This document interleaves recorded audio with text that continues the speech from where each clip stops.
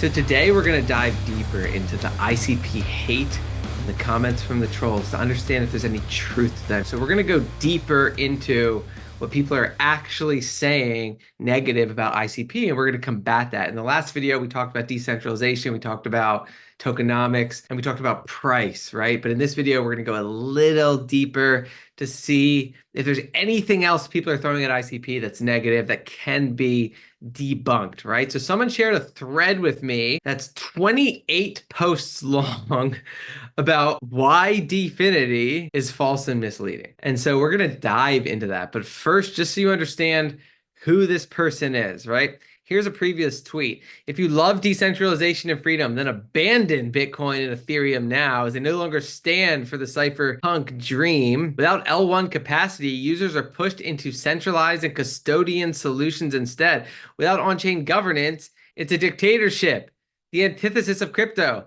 Well, that's what ICP has been saying for years and what they've been building, on-chain governance, right? L1 capacity. So I don't know what this guy is talking about, but the fact is he wrote a massive post, super anti-ICP, when ICP is literally the antidote to what he's talking about. L1s that can't scale and L1s that don't have on-chain governance. And so the goal is to uncover every single negative argument that people are throwing at ICP because we want to make the most informed investment possible. So let's dive into this massive thread. So ICP had a staggeringly greedy 70% pre-mine. This led to one of the biggest price collapses ever witnessed in cryptocurrency history. Over 20% of the circulating supply originating from the treasury was sold by insiders over a period of 3 days. So he spends the first 7 of these posts talking about price action and how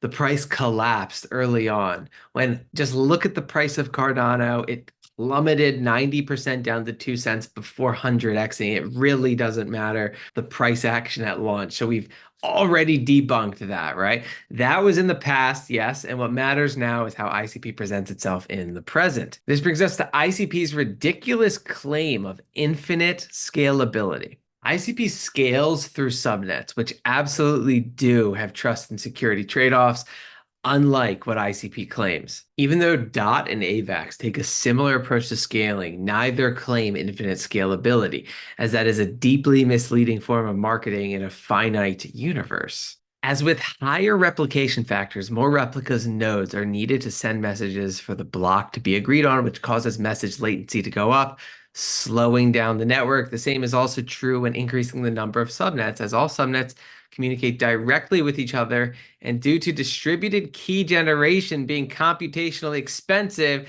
this creates a hard scaling limit, far removed from the initial claim.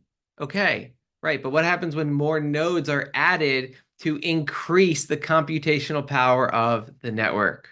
Right? That's the whole point. The computational power of the network can scale along with the blockchain usage. So that's how it's infinitely scalable. It's a world computer designed to have no limit to its computational power and therefore its scalability.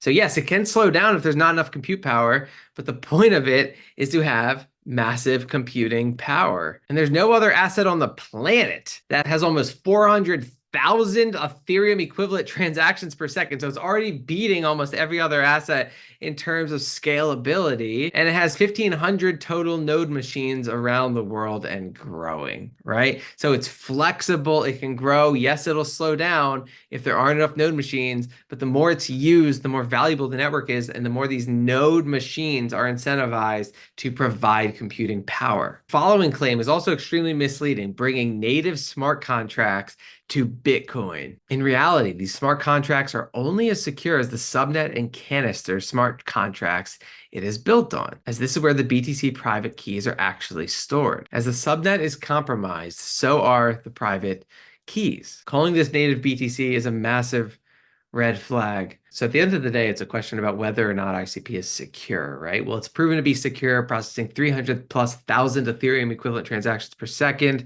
BTC is stored in canisters, so it's still native BTC being used. It's just the world computer is storing it, right? So Either way, it's kind of like a nothing burger. It doesn't really matter as long as ICP stays secure. Again, no reason to think that it's not secure. And it does interact directly with native Bitcoin. Yes, in order to scale Bitcoin, you need a world computer. The Bitcoin is native within ICP. Another major problem is that staking is not directly connected to the validation, as validators do not require stake to participate in block production. Instead, stakeholders vote for node providers and specific data centers as part of its on-chain governance system. The problem with this design is that it disconnects the value of that stake from the cost to attack. It instead relies on trusting these node providers, which are selected by the stakeholders.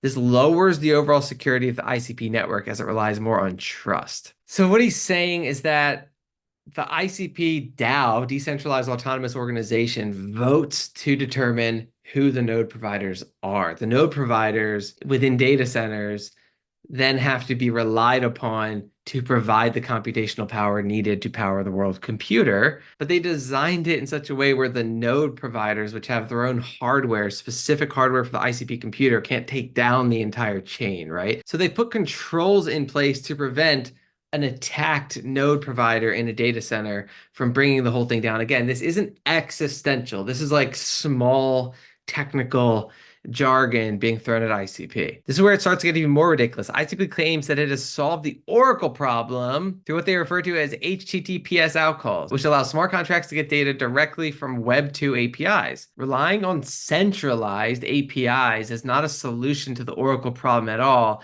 It is instead the very definition of the Oracle problem, as the Oracle problem is defined by the inability of a blockchain to know facts outside of itself without relying on centralized oracles. So the point of ICP is that it can get its data from all over the world. And so it doesn't need an oracle like Chainlink in theory, which is correct. And he's saying it's a problem that you have to go off chain to get data. Doesn't seem like that big of a problem, right?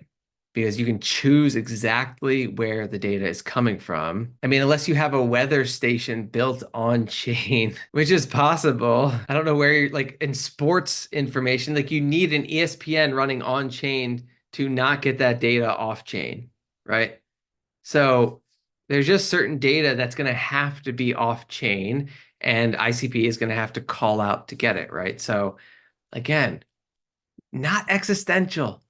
Not a huge problem. In fact, it's almost necessary to be flexible enough to get data wherever you need it. And then the rest of this post is praising ICP, right? Credit where credit is due. ICP has set up a robust system of on-chain governance, including a formalized proposal system with voting weight based on time locked.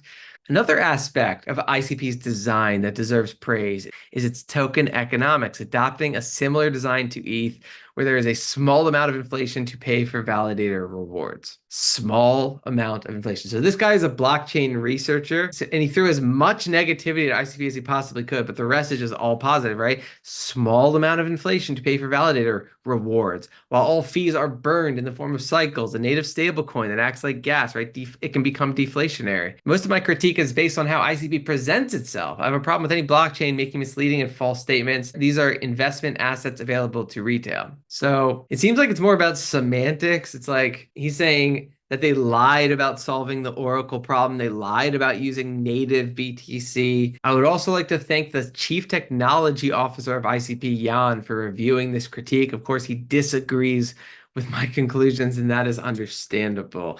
So at the end of the day, he's anti the ICP marketing and the previous price action, which is not enough for me to sell or to be bearish on ICP. It's just not, right? They've created a world computer that has way less to criticize than most assets. It's breakthrough revolutionary technology that can scale infinitely because its computing power can scale infinitely. It's breakthrough tech that an entire company's data operations can use to run fully on chain, meaning they're totally unhackable. Imagine not needing antivirus software because everything your computer does is on chain and unhackable. That's the revolution. And the last time I looked at this, it was 360,000 Ethereum equivalent transactions per second. Now it's 400,000 transactions per second. And if you want me to cover more ICP FUD, just let me know.